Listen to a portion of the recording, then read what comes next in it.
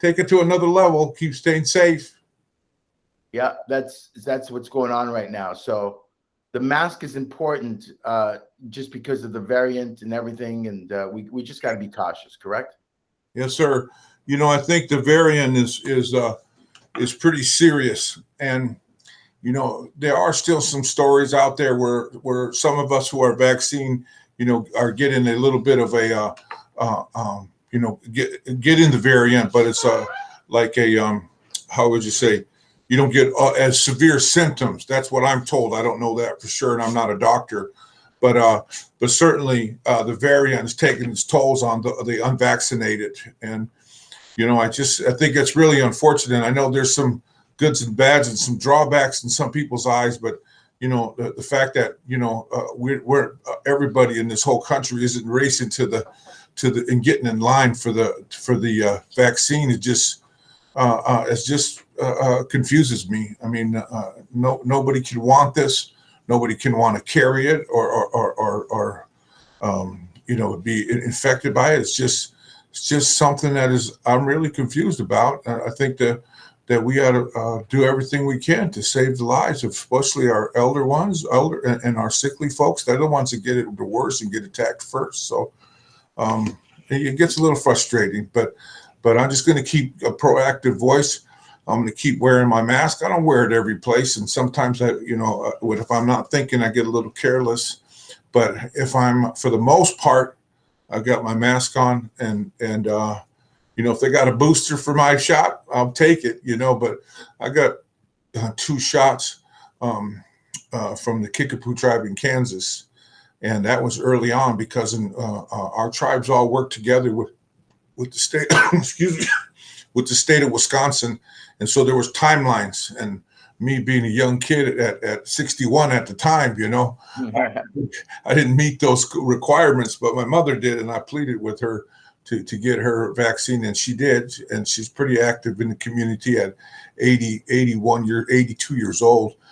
So she got the vaccine, and she's healthy, well, knock on wood, but one day at a time. She just called me, and she's out and about. And so I really think that we got to do everything we can to protect the world around us, and I think that we're responsible to protect the world around us. And so I don't know of any a rational excuse not to get the vaccine. But again, that's about as strong or energetic as I'm going to get, because I don't want to tell anybody what to do. I'm just a little frustrated that people walk around without the vaccine.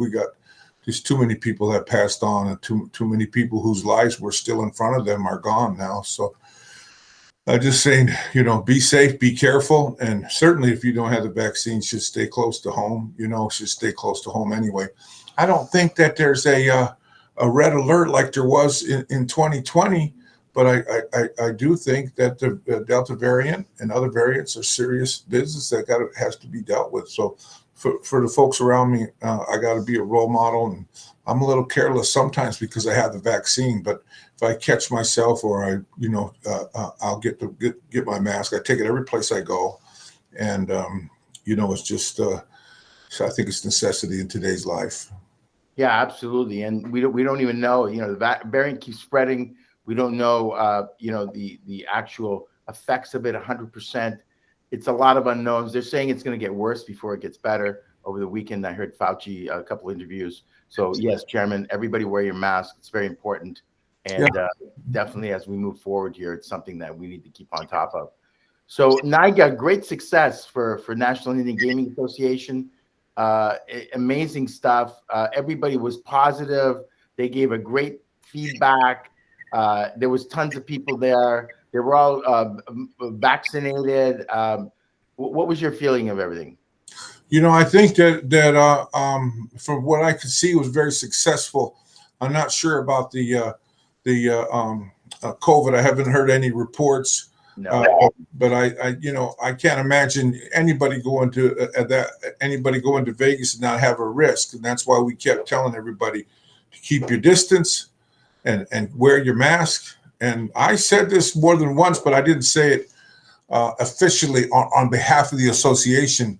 My own personal thoughts. I made it clear that if you're not vaccinated, it probably should be there. And that's just my own personal opinion. And so, but I think all in all, the conference was a tremendous success. People got to work together, people you haven't seen for years, you know, or a couple years anyway, people you haven't really seen out and about. I shouldn't say years, but it's only not even been quite 2 years, you know, but it seems like forever, you know. So and then unfortunately, one of my favorite vendors, I didn't know until I got there and I saw his wife, and she told me he passed. And you know, these guys, you know, they may be older, maybe retired, but they're still kind of living their second career and on the trail of you know, selling all these amazing artisans' work from Indian country, and all of a sudden your traveling buddy's gone. You know, just was very, very shocking to me, and I felt so bad for her. And again, I'm only able to see her for a few minutes, and then I got to keep moving. But you know, it's something we got to keep fighting. We got to keep hunkering down and fighting. You know, because you know, people sometimes think that, you know, it's just something's going to go away. This thing is proven it's not. The only reason it is where it is now is because we shut the world down. And if we stay disciplined and fight against this thing, you know, we'll be better, I hope. But as far as the trade show goes, I think we did okay. I think the numbers were good. You know, the numbers vary between 7,000 and 8,000 people. And we're excited with either one of those numbers because we didn't expect to get there. The one factor is those that many of those folks were credited from 2020 when we had to postpone the show. So, right. and that included the booths and things like that. But then we did our best to make it whole for everybody, and I think for the large extent we have. But just being able to get around a table and people making deals and people hanging out and you know, I'm kind of an early bird guy, so you know, I'm not so much early bird, but early to bed. It's not, but I was to bed fairly early, and then, you know, early for me is not what my wife thinks. I mean, early for me is after Colbert and some of the night show, and then, you know, but I'm up every morning at 5:36 during the conference and up and moving. But, you know, for me, I just really think that just being able to know, I think it gives people a boost of confidence to know that these tribal leaders are still out there fighting and that these gaming professionals are making the wheels turn. Because I think there's a couple of things that I would say about our industry. One is that we shut it down. You know, we protected it and we cleaned and shut it down. And then when it was time to get back on our feet and start to open up again, they kept the machines. Even last night I was in the casino, just riding by on bike. We stopped in and played a few dollars, and as soon as I got out of my machine, they were wiping it right down still.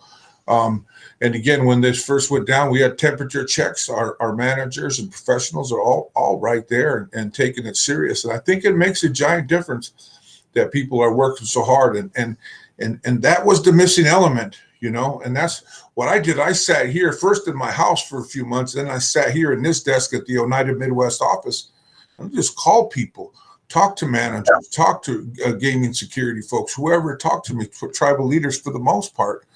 But we had to keep our minds together and keep talking about it. And again, all that stuff went by so fast. But the fact of the matter is just being able to see folks, and even if it's from a distance, you know, and we're careful, to be able to interact is positive.